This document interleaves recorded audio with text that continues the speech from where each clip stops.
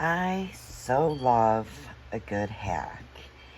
And I just got this iPad and I didn't have it a week.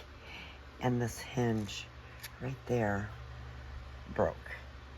And I finally figured out, I didn't want to return it because I already returned the last iPad cover I had. So I'm going to use some vintage pins. And that baby is like a nail.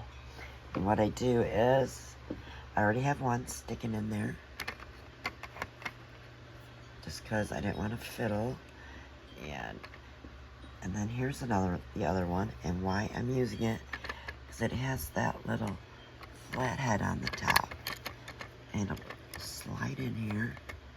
And now, it will work, at least temporarily. I don't know. Maybe I can solder them together or something. But, you know, it's better than the one that's in there. If you can see that little bitty metal, it's already bent.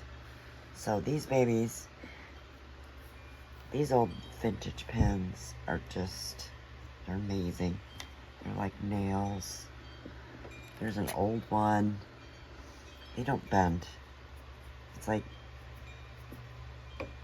hard to bend. These are easy, but I don't want these through my fabric. I do use these to hang on my design wall. Once my blocks are real heavy or the quilt top is done, I'll just use those.